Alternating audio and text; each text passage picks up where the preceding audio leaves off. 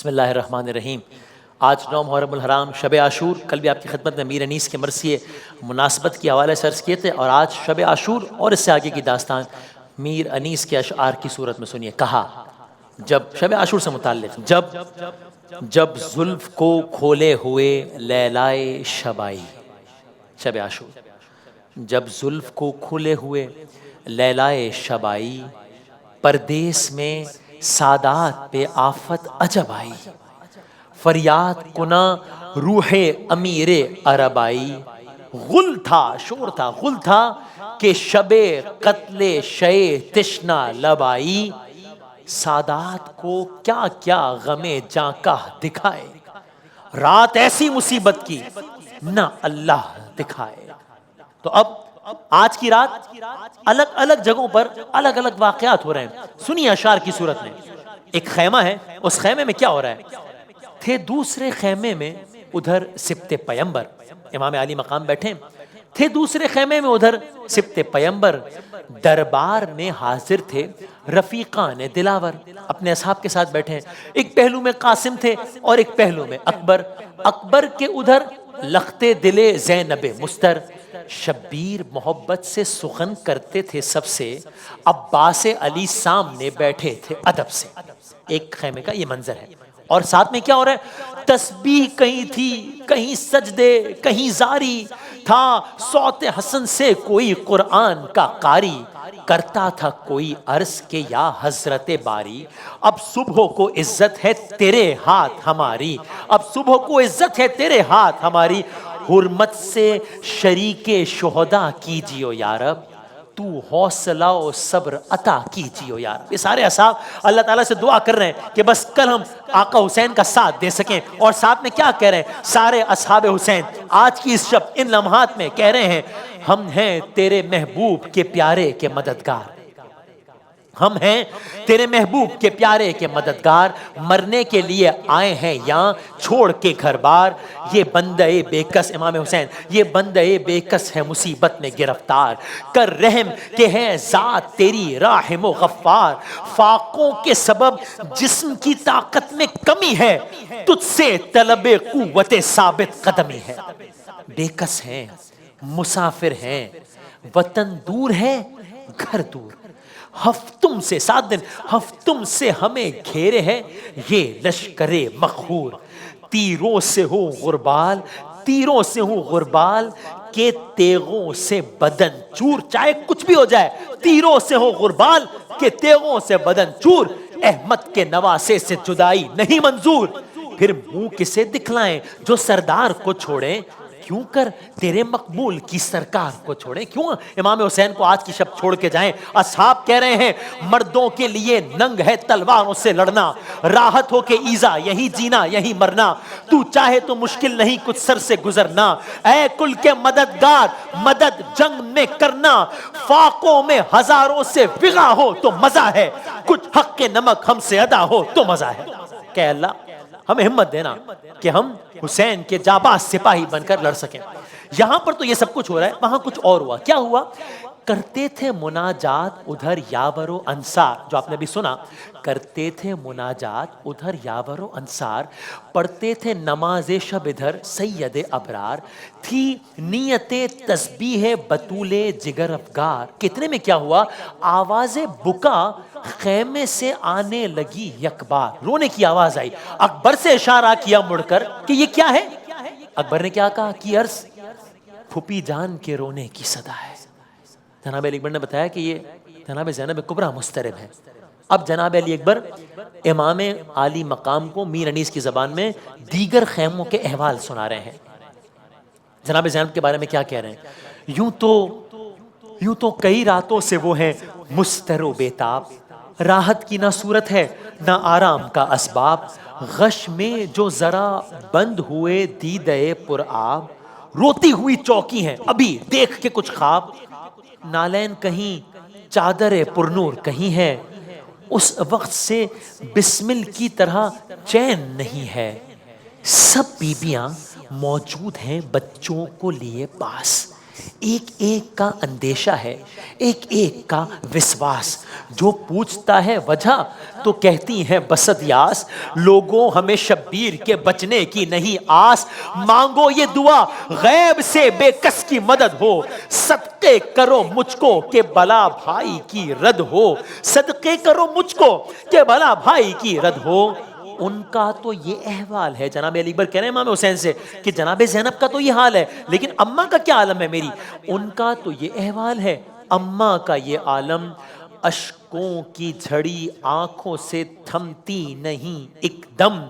اصغر کی بھی ہے فکر سکینہ کا بھی ہے غم،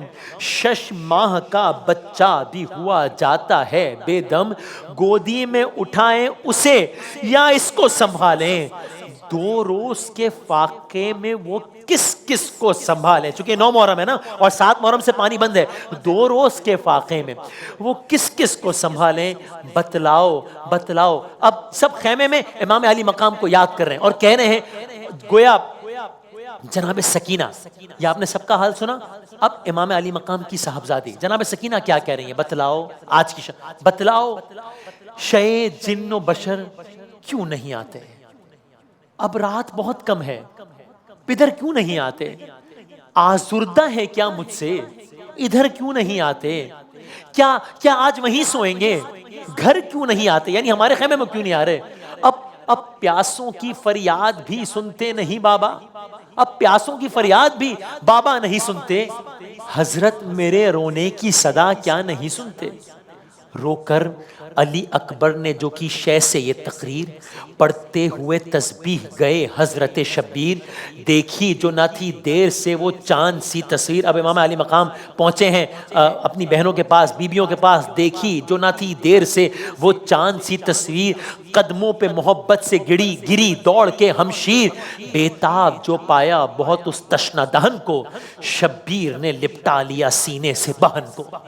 یہ ذکر ابھی تھا کہ سکینہ نے پکارا، کیا کہا، سونا تو گیا آپ کے ہمراہ ہمارا، میں جاگتی ہوں اور جہاں سوتا ہے سارا، گردوں پہ چمکنے لگا ہے صبح کا تارا، صبح عاشور بلند ہو رہی ہے، گردوں پہ چمکنے لگا ہے صبح کا تارا، نیند آئی ہے بیٹی کو سلا جائیے بابا، بس ہو چکی باتیں اب ادھر آئیے بابا۔